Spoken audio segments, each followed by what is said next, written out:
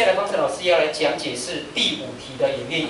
那说有一个等比数列，如果前5项的和是36，前10项的和呢是48，前15项的和问你等于多少？好，那假设首项是 A1 公比 R， 那前5项的总和当然是可以用公式 R 减1分之 A1 R 的5次方减1，那这个等于36。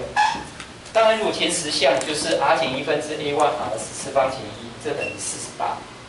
好，那我们发现说未知数有 R 跟 A1， 那我们要求的话，先消掉一个。我2次相怎么样可以消掉？相除可以消掉 A1， 对不对？好，那我就先相除。那除了消掉 A1， 我们发现 R 减1一样也会消掉。好，所以你把它相除2除1的话，好，这2个消掉，那这个会是在分子，这个在分母。好，那这个就在分子，这个在分母。好，那这个约分等于4/3。那 R 5次方减1跟 R 10次方减1其实是可以约分的，因为 R 的5次你如果当做 y 的话，那这个就是 y 平方 ，y 平方减1就是 y 平方减掉1的平方。那平方减平方，平方和 a 平方加 b 平，a 平方减 b 平方就等于 a 减 b 乘以 a 加 b， 所以就变成这个就会变成这个其实它是等于 R 的5次方减1乘上 R 的5次方加1。所以 R 的5次方等一下是可以约掉的，这2个可以约掉，所以会剩下 R 的5次方加1，R 的5次方加1就会等于这个约分是4/3。好，那 R 的5次方加1等于4/3，移过来 R 的5次方就会等于3/4减1就1/3，然后把它带到第1式，好，这里是1/3，然后其他的把它带到这边来，那把这个乘起来负了2/2，再重过来，好，一下就除以。负了2/2就乘上负了3/2，那就变成负了54。所以这一项是等于负的54。好，那我们要求的是前15项的总和，公式是 R 减1分之首项括号 R 的15次方减1，所以这一项刚才就是算出来了，负了54。然后 R 的15次可以用 R 的5次的3次。那 R 的5次就是1/3，把它带进去，算一算，答案就是52。这是第一种做法，可以吗？那我们要用第2种更快速的做法，但是第2种做法不见得每一种这种类似题都可以用。这种类似题可以用的时候是当它这个5项，这刚好是它的2倍，这刚好是它的3倍。如果是这种，那就可以用。好，就是说这个是 Sn， 这是 S2n， 这是 S3n。好，要求已经知道这其中2项，要求第3项就可以用这个方法。好，第2种解法是这样子的，就是说这3项，什么叫做 S5？ 就是第1项加第2项加第3项加第4项加第5项。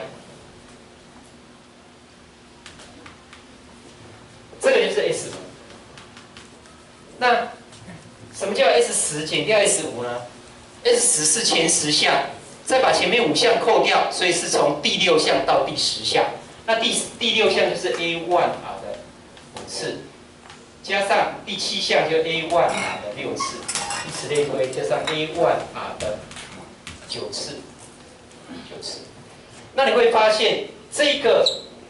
如果你把 R 的5次提出来，是不是变成 A1， 然后加上 A1 R 的A1 R 加到 A1 R 的4次，所以这一项跟这一项是一模一样的，所以 S10 减掉 S5 其实是这一项乘上 R 的5次，乘上 R 的5次。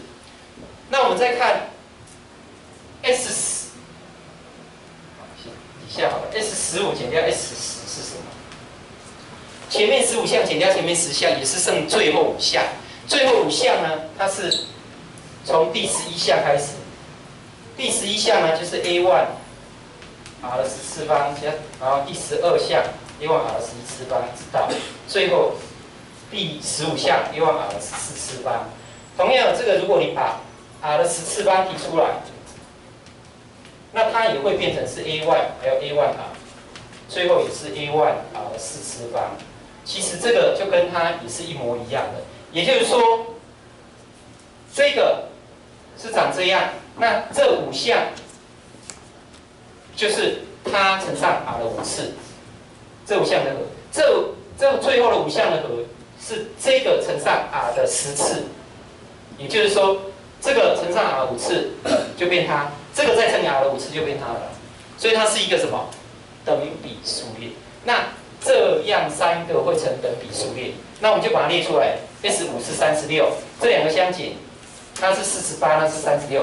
然后这个 S15不知道 ，S10是48，这3个要成等比数列，这相减就是12啊。